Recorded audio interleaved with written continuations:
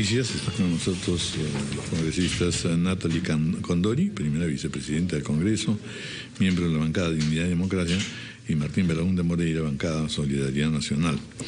Bienvenidos, gracias por estar con nosotros. Bueno, el tema que nos convoca pues es el lote. Hemos estado conversando hace poco con el ministro también sobre el lote 192, la decisión del Congreso, que ha creado problemas, por supuesto, en el Ejecutivo, y a su vez la propuesta que al parecer, no sé si ya llegó, que la observación de la Presidencia de la República, que podría hacer variar un poco lo que se aprobó en el Congreso. ¿Cuál es la opinión de Natalie Condori? Muy buenos días. Sí, precisamente. Nosotros consideramos que por mayoría y en un ámbito democrático es que se ha aprobado la posibilidad de que Petroperú pueda ingresar a operar en el lote 192. Consideramos que se le ha ofrecido una oportunidad en bandeja de plata al presidente de la República, bajo los principios nacionalistas, y cuyo respaldo contó con los votos de muchos de los integrantes de su bancada, incluidos todos los expresidentes del Congreso, la bancada oficialista, la ex premier Ana Jara. Es decir, no son votos nada despreciables, que han tenido una posición en base a lo que su partido, a lo que el Partido Nacionalista pregona, y que lo que hicimos fue en aras de evitar mayor conflicto social en la región. Los congresistas no debemos al pueblo, y en aras de ello es que quisimos abrir esta posibilidad sin tratar dentro de este proyecto de ley aprobado en el Congreso, sin tratar de vulnerar ningún contrato. No dice para nada ni menciona dentro de la fórmula legal dicho contrato. Pero lo que sí quisimos es lo que se dice de parte del Ejecutivo se haga en la práctica. Eso es la intención que se ha dado, y estamos pero viendo esa no fue nunca todo lo contrario. La posición del Ejecutivo, congresista Condori. Yo entiendo que el Congreso tiene una oposición, pero hay que reconocer que el gobierno ha tenido otra, porque ha mandado, además ha puesto a sus ministros a defenderla. Entonces, ¿cómo hubiera quedado el presidente si hubiera terminado desdiciéndose de todo lo que había planteado, poniendo su gabinete en posición adelantada y aprobando una ley que no se acercaba en nada a lo que ellos consideran que es lo más responsable, ¿no?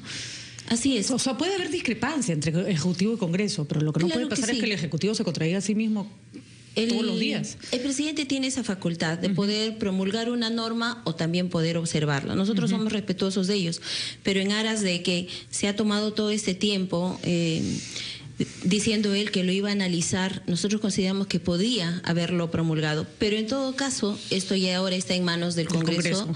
El Congreso lo verá ahora en la Comisión de Energía y Minas. Aquí vamos a ver la posición de cada grupo parlamentario y cada voto que también se ha manifestado en favor de esta norma, y lo único que quedaría es el camino a la insistencia, dependiendo de la voluntad de cada uno de los congresistas. Doctor Martín Belaúnde Moreira, aquí lo que está en debate es pues si en efecto se puede desde el Congreso alentar una norma que al parecer contradice, en fin, un orden y prelación de decisiones y una cuestión jurídica. Bueno, el Congreso aprueba leyes generales, no aprueba leyes específicas para casos específicos. Eso como punto de partida. Ese es el punto de partida. En segundo lugar, en este caso, ya hay un contrato. Ese contrato está operando, las comunidades nativas o los APUs de las comunidades nativas han dejado el lote 192, y lo que se trata es que arranque la operación. Hay una observación jurídica muy importante, y es de que existiendo un contrato perfeccionado, como que el Congreso autoriza al Ejecutivo para que intervenga en algo que ya está plasmado. Ahí hay un problema jurídico bastante grande y que podría traer... ¿Quién lo puede zanjar? ¿El Tribunal Constitucional en algún momento? Podría sacarlo, o también podría sobre eso haber un arbitraje internacional, que sería ¿qué es lo que reclamaría eventualmente la eventualmente habría eso, y eso es lo que hay que tratar de evitar. Pero yo, al margen de los aspectos estrictamente jurídicos, me voy a ciertos aspectos elementalmente operativos. El lote 192, como sabemos, es el antiguo lote 1AB, que en su momento de máxima producción tenía alrededor de cerca de 80.000 barriles diarios. Ha ido descendiendo, ha habido una curva descendiente y está en 10.000 barriles diarios. Perdón, estaba, porque en estos momentos no creo que haya arrancado la producción. La producción de petróleo del Perú, y esto es una cosa sumamente importante, la producción de petróleo, de hidrocarburos líquidos, no ha sobrepasado los 60 y tantos mil barriles diarios. Ahora quizás esté en los 40.000 barriles diarios. Lo que ha compensado eso son los líquidos de gas natural, precisamente de Camisea. Nosotros tenemos una producción petrolera muy desafortunadamente declinante. Y para lograr romper esa inercia negativa necesitamos tener inversión. Esta compañía Pacific Stratus, que es una subsidiaria o está vinculada a Pacific Rubiales, es una compañía que quizás en estos momentos atraviesa momentos difíciles por la baja del precio del petróleo. No debemos olvidarnos que el precio del petróleo es tremendamente volátil y desgraciadamente en los últimos tiempos ha tenido una volatilidad a la baja. El Perú, con 60.000 barriles diarios de petróleo, de hidrocarburos líquidos. Fíjese usted, el Ecuador tiene alrededor de cerca de 800.000. Colombia tiene 1 millón. Venezuela, bueno, con toda su decadencia petrolera, tiene aproximadamente 2 millones. México más o menos lo mismo. Estados Unidos tiene 10 millones. Somos, desde el punto de vista cuantitativo y también cualitativo, porque parte de ese petróleo es un petróleo bastante pesado que tiene un precio menor que el precio de referencia. Entonces, nosotros tenemos que hacer un gran esfuerzo para que haya una inversión petrolera. Para que haya inversión petrolera, tienen que haber primero los estudios previos, entre ellos la famosa sísmica, porque sin eso no se puede hacer nada. Y luego viene la inversión en exploración, y donde se pueden invertir millones de dólares. Ahora bien, Petroperú tiene sobre sus hombros el proyecto de modernización de la refinería de Talara. ¿Cuánto es la carga de inversión que debe realizar Petroperú? 2.730 millones de dólares. Esa cifra no la tiene, pero la está obteniendo gradualmente mediante sucesivos créditos puentes. Y con aval del Estado de 1.000 millones de dólares en tramos anuales de 200 millones de dólares. Es una situación financiera, yo diría, de relojería. Además de eso, Petroperú tiene, porque se le ha sido otorgado por el Estado, el lote 64, el lote que dejó Manantial, Talismán, y el lote en donde se encontraron reservas. Sin embargo, Talismán dejó, porque pues ya no eran las reservas que quería. Ahí tienen que invertir posiblemente 1.000 millones de dólares, que por supuesto no los tiene. No tiene esos 1.000 millones de dólares. Y tiene que encontrar ahí sí un socio estratégico que ponga la plata, que consiga la plata. Entonces se le ríe con toda esa carga de trabajos, sin perjuicio de las actividades cotidianas ordinarias de Petroperú: refinación, transporte, refinación, almacenamiento, distribución y monto y venta al por menor. Entonces, y sabemos también que Petroperú, muy desgraciadamente, por razones financieras de propio Petroperú, ha mantenido los precios del petróleo artificialmente altos. Recién están bajando un poquito. ¿Por qué los han mantenido altos? Porque el petróleo se compra en dólares y el dólar se ha acrecentado de valor y se vende en soles. Entonces no podían bajar más los precios del petróleo porque hubieran incurrido en pérdida. Petroperú incurrió en pérdida en una utilidad de 93-94 millones de soles el año 2013. El 2014 tuvo una pérdida exactamente por el mismo monto, y este año tendría una utilidad operativa, por lo menos a junio de este año, del orden de los cerca de los 300 millones de soles.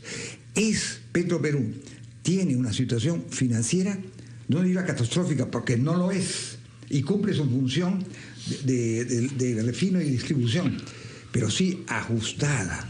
Y además es una empresa que hace 20 años no hace operaciones en lo que ahora se llama upstream, que no haría sacar el petróleo de abajo.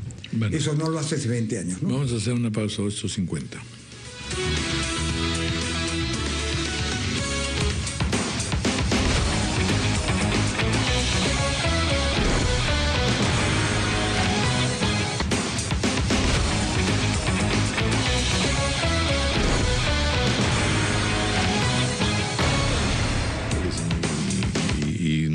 estarían indicando que el camino que el Ejecutivo busca no es inadecuado.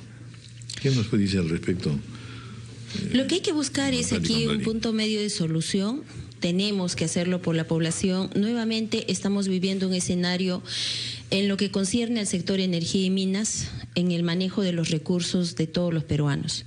Tenemos serios problemas en inversiones minerias, ahora tenemos estos problemas.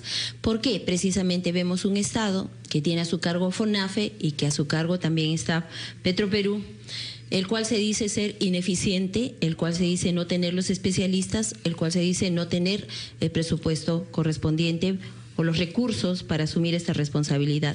Pero por un lado, y muy aparte, estamos viendo todos los esfuerzos que puede hacer el inversionista privado, la empresa privada, aislado totalmente. Lo estamos viendo en el caso Tía María, lo estamos viendo en muchos ejemplos en el país, y este tema no es ajeno. Y por otro lado, distante de las políticas públicas de gobierno está el pueblo peruano. Distante. Por eso, por falta de esos nexos de comunicación, esos puentes de articulación que se necesita, estamos viendo los conflictos sociales.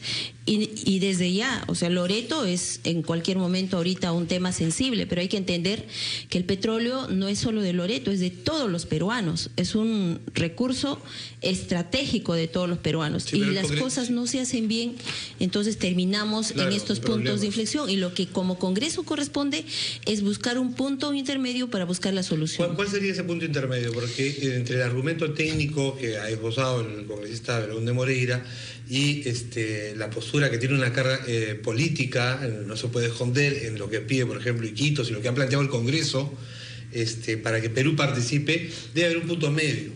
¿Cuál sería para usted? Porque la observación del Ejecutivo va acompañada de una recomendación que, según tenemos entendido, plantea respetar este contrato que se ha suscrito con una empresa privada por 2 años nada más. Así es. Y luego evaluar recién al término de ese contrato y de 2 años. Y eso ya será corresponde a otro gobierno. Esa es otra carga para el que venga. Es que precisamente... Si es que Petroperú en ese tiempo podría estar nuevamente en capacidades reales de asumir ese trabajo. Claro que sí, nosotros vamos en esa línea. El contrato no le pone un tiempo límite para que ni siquiera habla del contrato, ni siquiera menciona de que se anule el contrato, se revise el contrato. Eso no es lo que ha determinado el Congreso de la República. Lo que sí estamos de acuerdo ¿Qué es lo que ha determinado exactamente? Si yo ya me pierdo. El Congreso de la República lo que ha abierto es la posibilidad para que futuro quitarle ese candado de fuerza que tenía en el artículo 6 que anteriormente se había aprobado para que Petroperú pueda operar en Talara, toda posibilidad de participar en futuros proyectos. Eso es lo que se ha roto, abrirle ese ¿Pero eso estaba en este proyecto específicamente? Sí, eso es lo que especifica. Habla la posibilidad de que para los fines de la explotación del lote 192, Petroperú trate o obtenga un socio estratégico. El tema es que ya existe un operador mediante contrato de servicios, no hay concesión en petróleo desde el año 1969, eso hay que tenerlo muy en cuenta. Y Petroperú precisamente está tratando de conseguir un socio estratégico, todavía no lo consigue, no lo tiene. para el lote 63 de $1.000 millones. Entonces Petroperú tiene que conseguir otros socios, tendría que conseguir otro socio estratégico. Pero yo quisiera decir lo siguiente: este es el campo más importante del Perú, que llegó a producir cerca de 80.000 barriles diarios. Pero en la producción mundial es una pigricia. Es una gota. No me gusta decir pigricia. Prefiero decir una gota. Bueno, pigricia me suena mejor a mí. Es una gota de petróleo dentro de la producción. El Perú tiene 1.617 millones de barriles de petróleo, incluyendo líquidos de gas natural de reservas.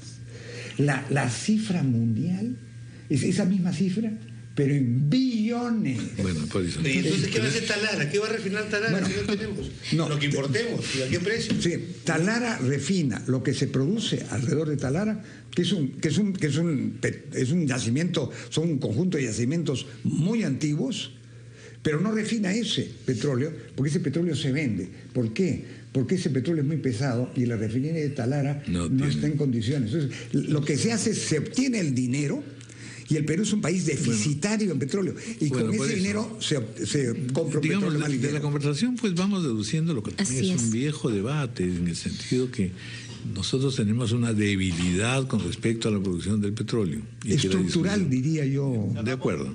Pero a lo que me refiero es, entonces aquí hay, desde siempre, yo me acuerdo del famoso verso de Nicomés de Santa Cruz, ¿no? Talara, no digas yes. O sea, desde siempre se ha discutido qué cosa es una posición nacionalista en materia de petróleo y qué cosa es una dimensión meramente populista y esperanzada, diciendo algún día vamos a tener mucho petróleo y entonces todo esto debe pertenecer a nosotros y no que no entren compañías extranjeras. Bueno, yo podría dar una versión nacionalista. Vamos a extremos. Yo podría dar una versión nacionalista. ¿Qué es lo que le interesa al Perú como nación, como Estado, que es el dueño del recurso?